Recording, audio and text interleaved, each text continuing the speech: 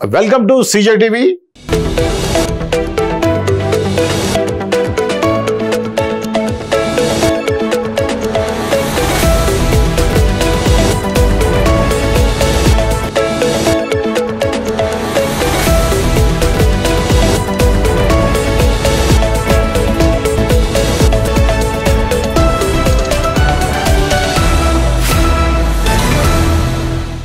వార్తల్లోని ముఖ్యాంశాలు.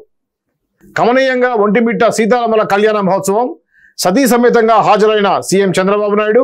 సీఎం చంద్రబాబు ఈ సాయంత్రం సతీ సమేతంగా ఒంటిమిట్ట శ్రీ కోదండరామస్వామి ఆలయంలో సీతారాముల కళ్యాణ మహోత్సవానికి హాజరయ్యారు.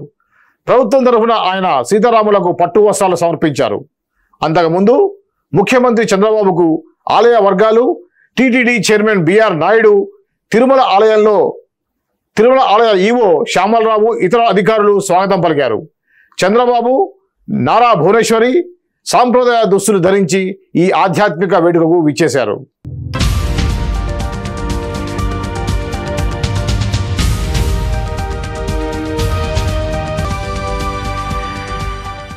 మూసీ పునర్జీవంపై అధికారులకు రేవంత్ రెడ్డి ఆదేశాలు. మూసీ పునర్జీవంపై తెలంగాణ ముఖ్యమంత్రి రేవంత్ రెడ్డి అధికారులకు కీలక ఆదేశాలు జారీ చేశారు. రీజనల్ రింగ్ రోడ్డు పూర్తయ్యేలోపుగా మూసీ ప్రక్షాళన పూర్తి చేయాలని అన్నారు.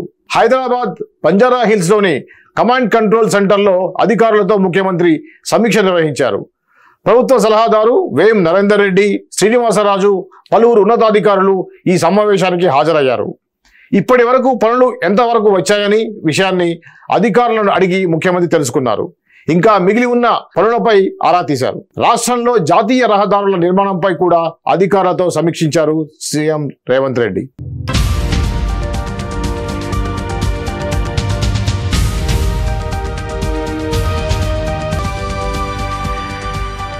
చంద్రుని శక్తితో లోకానికి వెలుగు, చిన్న దీవులు పెద్ద ప్రయత్నం.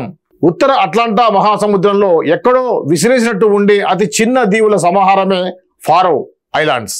బ్రిటన్ భూభాగానికి కాస్త దగ్గరగా ఉండే ఈ ఫారో దీవులు ఒక అద్భుతమైన అంతరిక్ష కార్యక్రమాన్ని ప్రారంభించాయి. భూమి మీద ఉంటూనే చంద్రుడికి అపారమైన శక్తిని ఉపయోగించేందుకు లక్ష్యంతో ఈ కార్యక్రమం రూపొందించారు. చంద్రుడి గురుత్వాకర్షణ శక్తి కారణంగా సముద్రంలోని అలలు ఎగిసిపడుతుండటం తెలిసిందే. దీని ఆధారంగానే కరెంటు ఉత్పత్తి చేసేందుకు ఫారో ఐలాండ్స్ కీలక ప్రాజెక్టు చేపట్టింది. ప్రముఖ బేరింగ్ తయారీ సంస్థ SKF, సముద్ర శక్తి అభివృద్ధి సంస్థ మెనెస్టోతో చేతులు కలిపి అలల శక్తిని ఉపయోగించడం ద్వారా ఈ కలను సాకారం చేయడానికి ఫారో ఐలాండ్స్ కృషి చేస్తున్నాయి.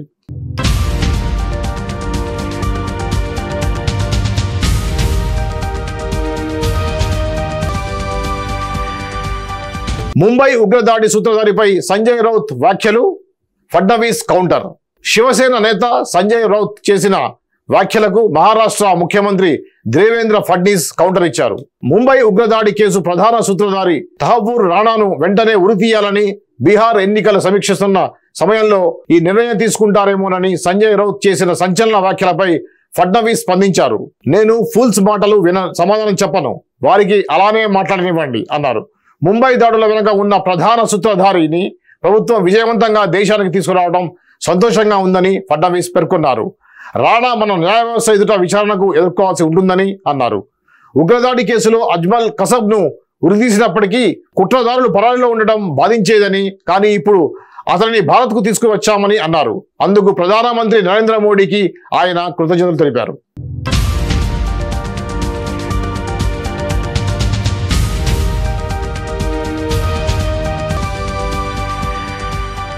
రైల్లో సోషల్ వర్కర్ను కొట్టి నిర్బంధించిన IRCTC సిబ్బంది. గీతాంజలి ఎక్స్ప్రెస్ లో ఆహార నాణ్యత, ధరలపై ఫిర్యాదు చేసిన ప్రయాణికులకు చేదు అనుభవం ఎదురైంది. IRCTC సిబ్బంది ప్రయాణికులపై దాడి చేసి ఓ సామాజిక కార్యకర్తను గంటకు పైగా నిర్బంధించారని ఆరోపణలు వచ్చాయి.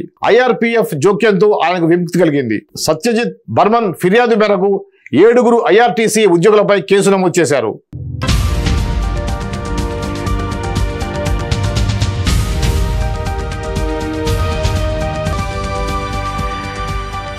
తమిళనాడులో బీజేపీ అన్నాడీఎంకే పొత్తు ప్రకటించిన అమిత్ షా. తమిళనాడులో అన్నాడీఎంకే బీజేపీ పొత్తు ఖరారయ్యింది. వచ్చే ఏడాది జరగనున్న అసెంబ్లీ ఎన్నికలలో ఈ రెండు పార్టీలు కలిసి పోటీ చేయనున్నాయి. ఈ మేరకు కేంద్ర మంత్రి అమిత్ షా అధికార ప్రకటన చేశారు. పళనిస్వామి నాయకత్వంలోనే అన్నాడీఎంకే ఎన్నికలకు వెళ్తుందని ఆయన స్పష్టం చేశారు. అన్నాడీఎంకే అధినేత పళనిస్వామి బీజేపీ రాష్ట్ర అధ్యక్షుడు అన్నామలైతో కలిసి చెన్నైలో అమిత్ షాతో విలేకరుల సమావేశం నిర్వహించారు.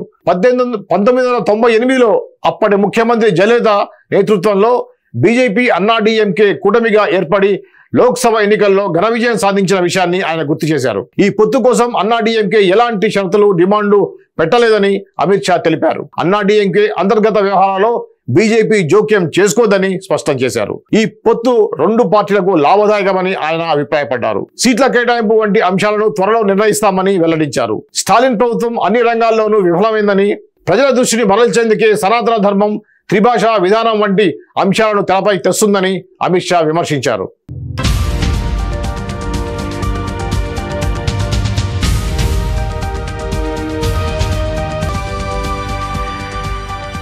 భారతీయులకు ఇలా జరగాల్సిందే అని 26/11 దాడుల తర్వాత హెడ్లీతో చెప్పిన రాణా 2008 ముంబై దాడుల సూత్రధారుల్లో ఒకడైనటువంటి తహవూర్ హుస్సేన్ రాణా 64 సంవత్సరాలను అమెరికా నుండి భారత్కు అప్పగించారు. పాకిస్తాన్ మూలాలున్న కెనడా దేశస్థుడైన రాణా ముంబై దాడుల్లో 166 మంది మృతికి కారణమైన కుట్రలో పాలుపంచుకున్నాడని ఆరోపణలు ఎదుర్కొన్నాడు. దాదాపు 2 దశాబ్దాల పాటు సాగిన న్యాయ పోరాటం తర్వాత రాణా భారత్కు రావడం ప్రాధాన్యతను సంతరించుకుంది. పాకిస్తాన్ ఆర్మీలో వైద్య అధికారిగా పనిచేసిన రాణా ఆ తర్వాత ఇమిగ్రేషన్ కన్సల్టెంట్ గా మారాడు. బాల్య స్నేహితుడు డేవిడ్ కోల్మన్ హెడ్లీకి సహాయం చేయడం ద్వారా ముంబై దాడులకు రాణా సహకరించాడని ఆరోపణలు ఉన్నాయి.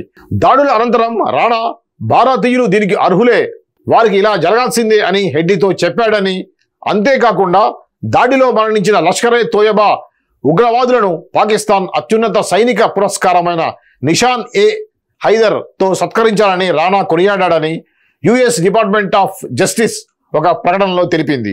ఈ సంభాషణలను రాణా హెడ్లీ మధ్య జరిగినట్లు గుర్తించారు. రాణా విచారణలో ముంబై దాడుల వెనుక ఉన్న కుట్రలను వెలికి తీయవచ్చని, ఇంకా ఎవరెవరికి సంబంధం ఉంది అనే విషయం తెలుసుకోవచ్చని ఎన్ఐఏ భావిస్తోంది. ఇది ఈరోజు వార్తలు. మరో అంశంతో మళ్ళీ కలుద్దాం. అంతవరకు చూస్తూనే ఉండండి CJ TV.